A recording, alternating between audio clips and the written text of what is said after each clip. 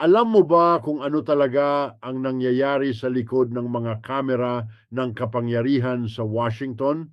Habang abala ang mga headline sa ingay ng politika na paulit-ulit na lang, may mas malalim na krisis na unti-unting umuusbong, isang estruktural na krisis sa ekonomiya na nagtutulak sa mga desperadong desisyon.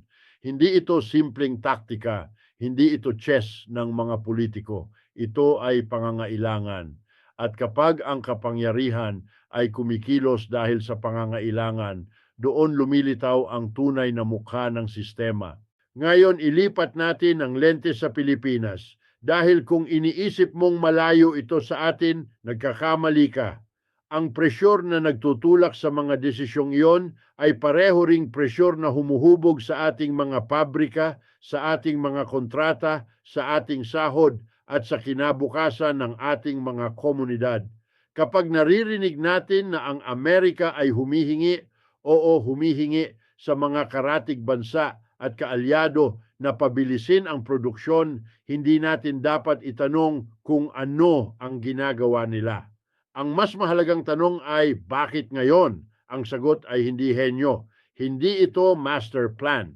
Ito ay krisis. Isang krisis na matagal nang binubuo ng mga desisyong inuuna ang tubo kaysa tao. Isang krisis na ngayon ay kumakatok sa pinto ng bawat sambahayan, sa presyo ng bigas, sa pamasahe, sa kuryente, sa renta.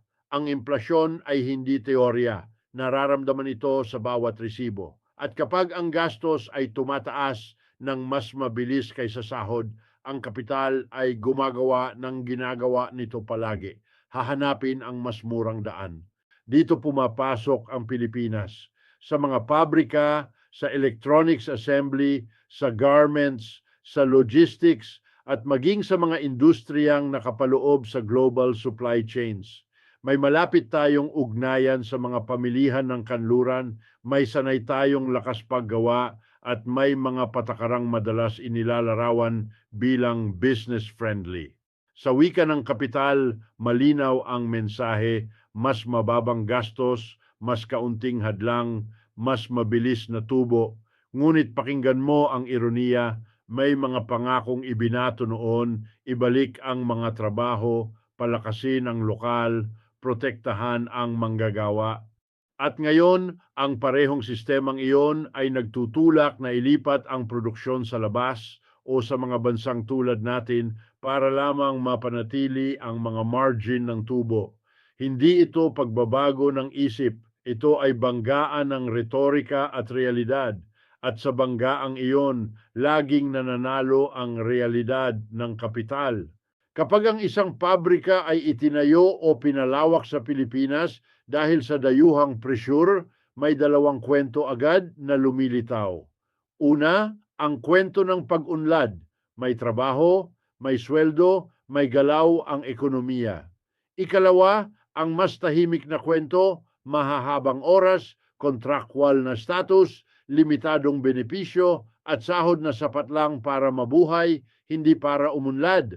At habang ang mga manggagawa dito ay pinipiga para maging competitive, ang mga manggagawa sa dating lokasyon ng pabrika ay nawawalan ng trabaho. Dalawang bansa, iisang laro, parehong talo ang manggagawa. Ito ang hindi madalas ipaliwanag. Hindi ito laban ng Pilipino kontra Amerikano. Hindi ito paligsahan ng bansa laban sa bansa. Ito ay isang sistema na sadyang idinisenyo para pagbanggain ang mga manggagawa habang ang mga benepisyo ay umaakyat pa itaas. Kapag bumaba ang sahod dito, may pressure sa sahod doon. Kapag humingi ng mas maayos na kondisyon dito, may banta ng paglipat sa iba pa. Isang karerang pababa na walang panalo maliban sa iilang nasa tuktok. At huwag nating kalimutan ang mas malawak na larawan. Ang globalisasyon ay ipinangakong kaunlaran para sa lahat. Sa papel, maganda ang tunog. Sa totoong buhay, naging lisensya ito para sa kapital na pumili ng pinakamurang manggagawa, pinakamaluwag na regulasyon at pinakamabilis na kita. Ang resulta, mga komunidad na marupok, ekonomiyang dependent at mga pamilyang laging nasa bingit. Kaya kapag naririnig mo ang balita tungkol sa pressure na pabilisin ang produksyon, isipin mo ang koneksyon nito sa Pilipinas. Isipin mo kung sino ang tunay na nakikinabang. At higit sa lahat, isipin mo kung sino ang nagbabayad ng presyo. Dahil ang kwentong ito ay hindi lang tungkol sa isang bansa o isang leader. Ito ay tungkol sa isang sistemang unti-unting ibinubunyag ang mga bitak nito sa harap mismo ng ating mga mata. Kung titigil tayo sandali at titingnan ang mas malalim na mekanismo ng sistemang ito, makikita natin na hindi aksidente ang lahat ng ito. Sa loob ng maraming dekada, umandar ang kapitalismo ng Amerika sa isang mapanganib na ilusyon. Pwedeng ilipat ang produksyon sa ibang bansa, bawasan ang gastos sa paggawa, pahinain ng mga unyon at sa parehong oras panatilihing malakas ang kapangyarihang bumili ng sariling mamamayan. Isang pantasya na mukhang gumagana hanggat hindi na gumagana. Ngayon, bumabalik ang multo ng mga desisyong iyon. Ang sahod ng mga manggagawa ay hindi sumabay sa pagtaas ng produktibidad. Ang kita ay naipon sa itaas habang ang gitna at ibabang uri ay umasa sa utang para lamang mapanatili ang normal na pamumuhay. Credit cards, housing loans, personal loans, iyan ang naging tulay para takpan ang butas sa pagitan ng kita at gastos. Pero lahat ng tulay ay may hangganan. At ngayon, ramdam na natin ang pagyanig. Sa Pilipinas, pamilyar ang kwentong ito. Maraming manggagawa ang nabubuhay sa sakto lang, sakto para sa pagkain, sakto para sa pamasahe, sakto para sa upa. Walang puwang para sa biglaang sakit, walang puwang para sa krisis. At kapag dumating ang dayuhang kapital na may pangakong trabaho, natural lang na tanggapin ito ng gobyerno at ng mga komunidad. Sino ba ang tatanggi sa trabaho sa isang bansang matagal nang nakikipaglaban sa underemployment? Ngunit dito nagiging malinaw ang bitag. Ang mga trabahong ito ay hindi dinisenyo para magbigay ng tunay na seguridad. Dinisenyo sila para maging flexible, madaling ilipat, madaling isara. Kapag may mas murang opsyon sa ibang bansa, kapag may bagong tax incentive sa ibang rehiyon, pwedeng maglaho ang pabrika na parang usok. At ang may iwan ay mga manggagawang walang proteksyon at mga komunidad na umasa sa isang industriyang wala namang pangmatagalang obligasyon sa kanila. Ito ang dahilan kung bakit mapanganib ang pagtingin sa ganitong uri ng pag-unlad bilang solusyon. O may agarang benepisyo, pero ang istruktura ng relasyon ay hindi pantay. Ang kapangyarihan ay nasa may-ari ng kapital, sila ang nagdedesisyon kung kailan papasok, kailan lalabas at sa anong kondisyon. Ang manggagawa, Pilipino man o dayuhan, ay laging nasa posisyon ng paghihintay at pag-a-adjust. Ang mapolarized isipin na sito ay hiwalay sa politika. Ang mga desisyong ito ay may direktang epekto sa kung paano kumikilos ang mga leader. Kapag ang ekonomiya ay nasa ilalim ng pressure, kapag ang inflasyon ay tumataas at ang paglago ay bumabagal, ang mga politiko ay kumakapit sa kapital bilang tagapagligtas. Kailangan nila ng investment, kailangan nila ng trabaho, kailangan nila ng numero na pwedeng ipakita. At kapalit nito, handa silang magbigay ng konsesyon, mas mababang buwis, mas maluwag na regulasyon, mas mahinang proteksyon sa manggagawa. Dito natin makikita ang tunay na kahinaan ng Estado sa harap ng global na kapital. Kahit ang pinakamakapangyarihang bansa ay napipilitang yumuko. At kung ganoon ang nangyayari sa kanila, gaano pa kaya sa mga bansang tulad ng Pilipinas na matagal nang nakaposisyon bilang murang alternatibo? Ang tanong ay hindi kung mangyayari ito, kundi kung hanggang kailan natin tatanggapin ang ganitong papel. May isa pang aspeto na madalas hindi binabanggit, ang psikolohikal na epekto sa mga manggagawa. Kapag alam mong pwede kang palitan, pwede kang ilipat, pwede kang tanggalin anumang oras, Nagbabago ang paraan ng iyong pamumuhay. Natatakot kang magreklamo, natatakot kang mag-organisa, natatakot kang humingi ng mas maayos na kondisyon. At ang takot na iyon ang tunay na produktong binebenta ng sistemang ito, isang lakas paggawa na tahimik, sunod-sunuran at laging handang magsakripisyo. Sa ganitong konteksto, ang presyur na pabilisin ang produksyon ay hindi simpleng balita sa ekonomiya. Isa itong senyales. Senyales na ang modelo ay nasa bingit, na ang mga dating solusyon ay hindi na sapat, at na ang bigat ng krisis ay ipinapasa pababa sa mga manggagawa, sa mga pamilya, sa mga komunidad. At kung hindi natin ito uunawain ngayon, patuloy tayong magiging bahagi ng isang kwentong paulit-ulit ang ending. Kung lalawak pa ang ating pananaw, mas malinaw na makikita na hindi ito hiwalay na pangyayari, kundi bahagi ng mas malaking pagbabago sa pandaigdigang kaayusan ng ekonomiya. Ang dating sentro ng kapangyarihan ay unti-unting nawawala ang kontrol, hindi dahil sa isang biglaang pagbagsak, kundi dahil sa akumulasyon ng mga kontradiksyon na matagal nang binabaliwala. Ang mga patakarang itinayo para protektahan ang tubo ay siya ring unti-unting sumisira sa mismong pundasyon ng sistema. At sa Pilipinas, madalas nating marinig ang salitang competitiveness. Kailangan daw nating maging competitive para makaakit ng investment. Kailangan daw nating maging flexible, masipag, matiisin, pero bihira nating itanong, competitive para kanino at sa anong halaga? Kapag ang pagiging competitive ay nangangahulugang mas mahabang oras ng trabaho, mas kaunting benepisyo at mas kaunting seguridad, malinaw na hindi ang manggagawa ang tunay na panalo. Ito ang masakit na katotohanan ng modernong global na ekonomiya. Ang kapital ay mabilis, walang ugat, walang alaala.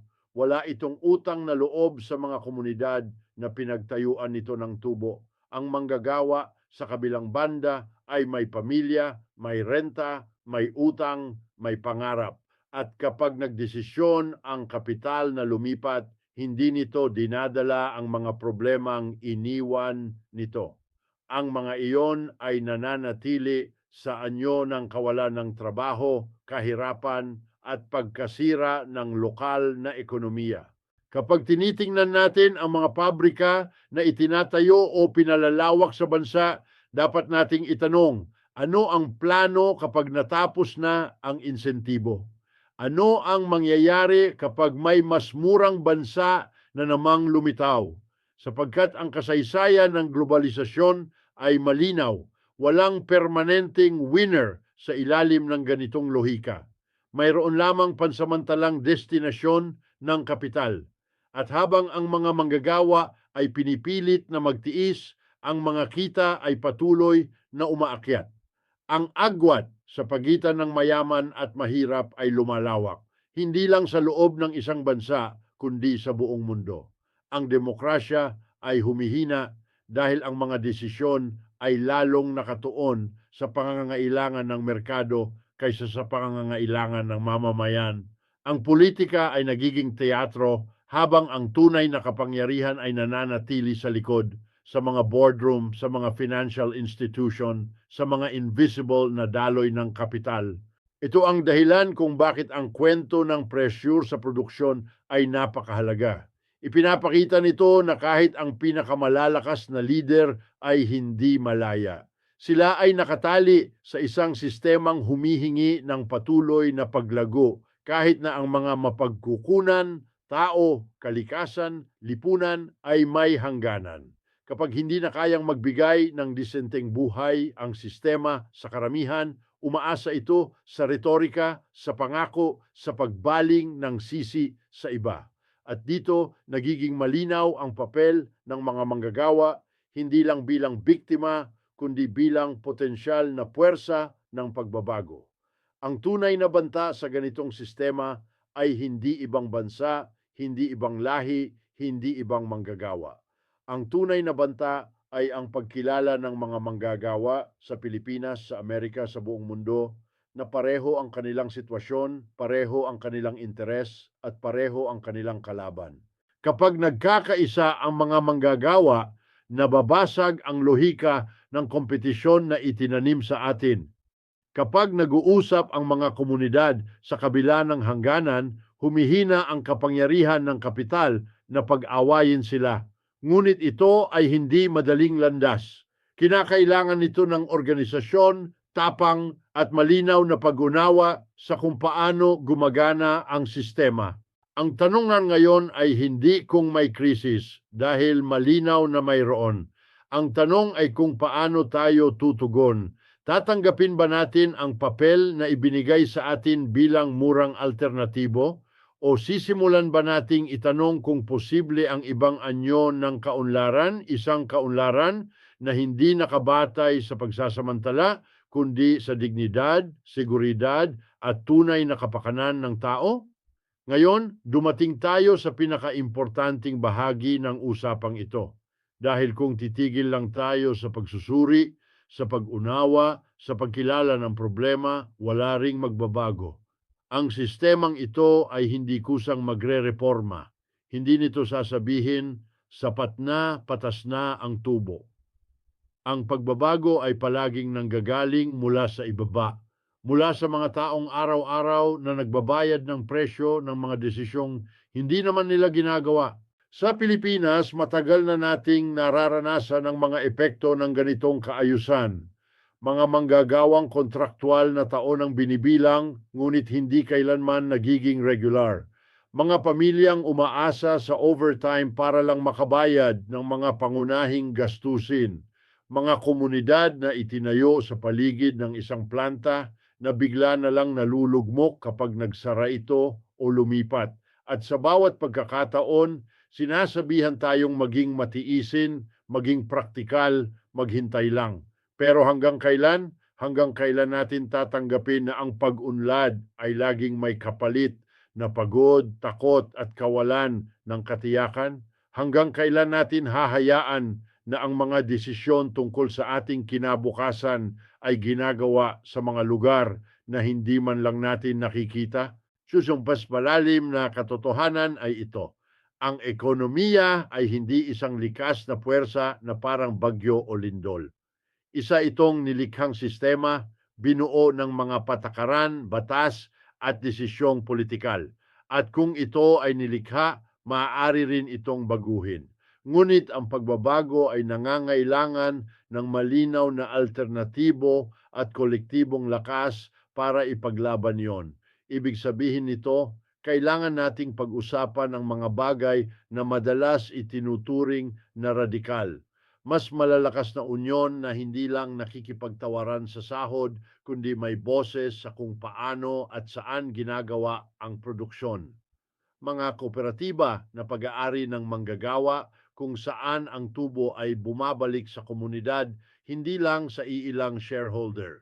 Mga internasyonal na pamantayan sa sahod at kondisyon sa trabaho para hindi na magamit ng kapital ang mga bansa laban sa isa't isa.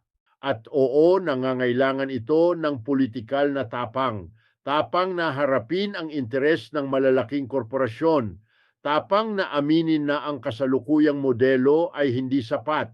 Tapang na pumili ng tao kaysa tubo. Ngunit ang tanong ay hindi kung mahirap ito.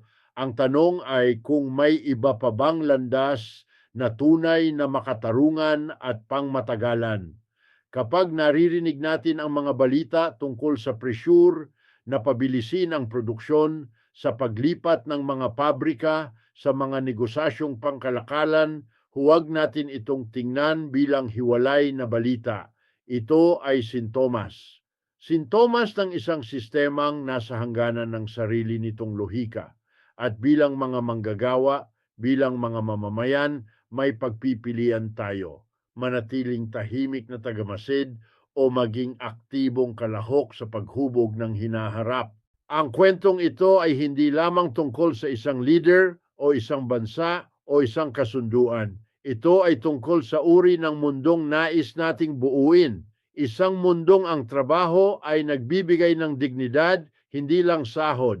Isang mundong ang kaunlaran ay hindi sinusukat sa laki ng tubo, kundi sa kalidad ng buhay. Isang mundong ang ekonomiya ay nagsisilbi sa tao, hindi ang tao ang nagsisilbi sa ekonomiya.